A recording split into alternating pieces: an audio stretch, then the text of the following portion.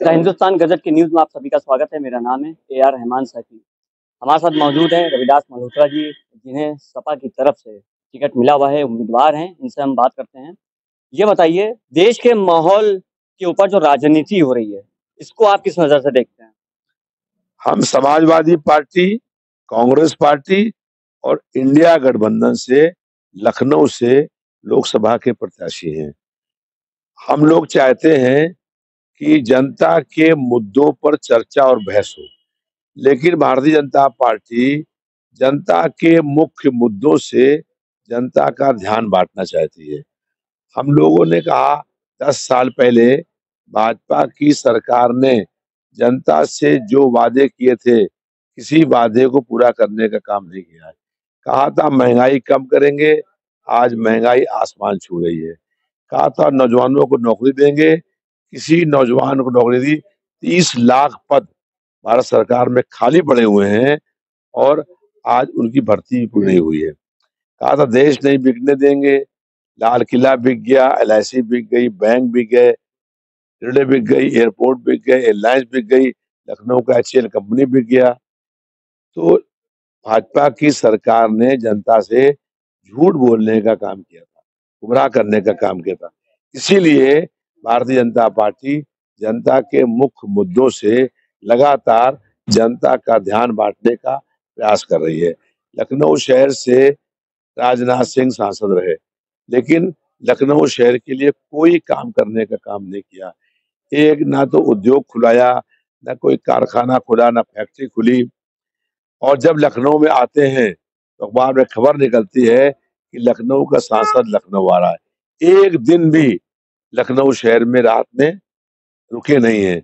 जब यहाँ कोरोना काल चल रहा था, लोगों की मौतें हो रही थी, तो पूरे कोरोना काल में जो है राजनाथ सिंह भाजपा सांसद हैं, एक बार भी, एक दिन भी लखनऊ शहर में नहीं आए।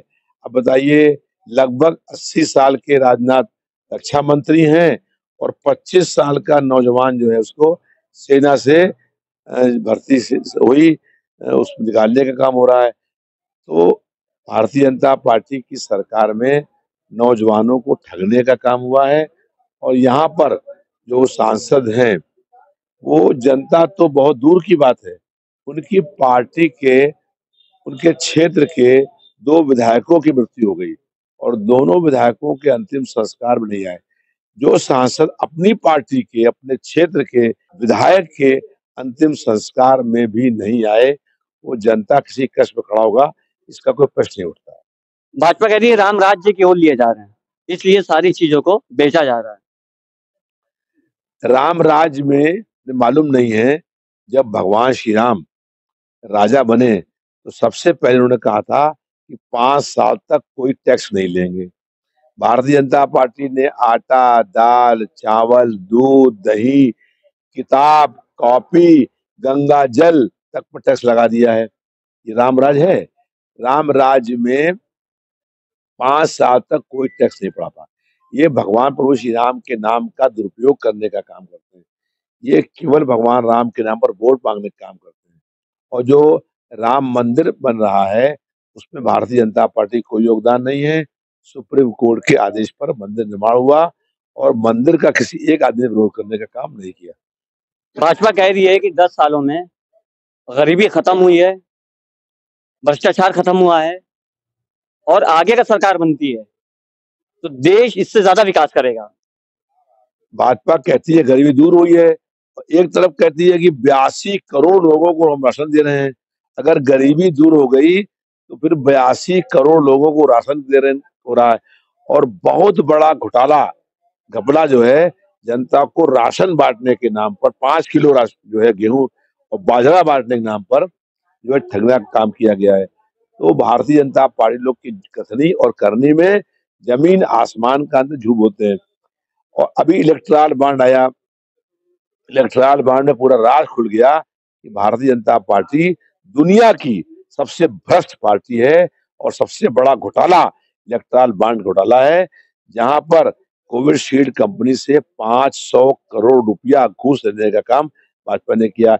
41 कंपनियां ऐसी हैं जिनके ऊपर रेड पड़ी सीबीआई की, और रेड पड़ने के बाद उनसे पैसे ले लिए और उनकी रेड की जांच बंद हो गई। तो इससे भ्रष्ट काम और क्या होगा। अच्छा, एक आखिरी सवाल है कि आपका क्या इरादा है? आप क्या करने वाले हैं आगे?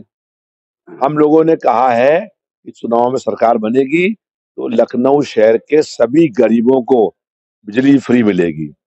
हर मोहल्ले में सरकारी स्कूल होगा, हर मोहल्ले में सरकारी अस्पताल होगा। जो केजरीवाल ऑलरेडी दे रहे हैं दिल्ली में। ये इंडिया मोर्चे का गठबंधन है, पूरे देश में होगा।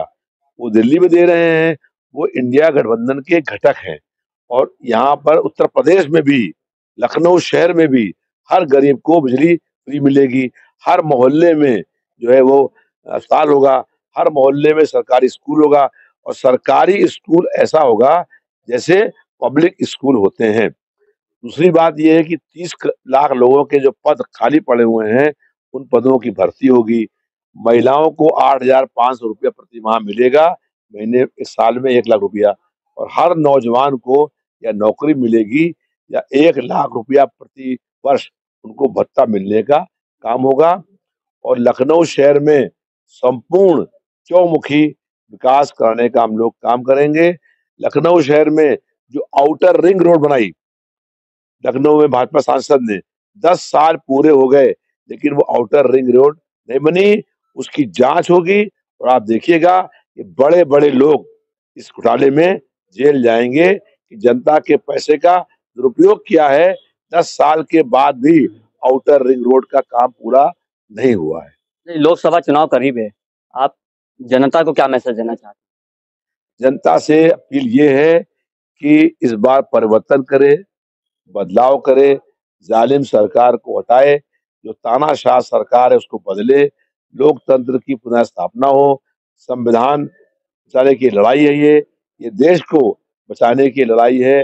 उन लोगों के हाथ, उन लोगों से, इस देश को जिनके हाथ में आज सत्ता है, उन लोगों ने जनता का शोषण किया है, उसका बदला लेने समय आ गया है। 10 साल जो जुल्म, अन्याय, अत्याचार, दमन आपने सहा है, उसका बदला लेने का आज समय आ गया है। कोरोना काल में जिन लोगों की मौतें हुई हैं, उस सब मौतों का दोषी जो है भारतीय जनता पार्टी की सरकार है। और जनता को ये मौका मिला है कि भाजपा सरकार को उखाड़ के नई सरकार बनाने का काम हो। जी, बहुत बहुत धन्यवाद। ये थे लखनऊ से रविदास मल्होत्रा जी, जिन्होंने राजनीतिक विषय पे अपनी सारी बात रखी है। इसके साथ ही लगातार भाजपा के लोग ये बात का दावा कर रहे हैं कि सरकार हमारी बनी रहेगी, या सरकार में अगर हमारी एक बार फिर से सत्ता हुकूमत आती है तो देश के हालात बदले जाएंगे। लेकिन हकीकत में अगर देखा जाए तो देश के हालात बद से बदतर हो चुके हैं, जिसके नतीजे में आज इंडिया गठबंधन लगातार जीतने के प्रयास में मैदान में उतरा हुआ है।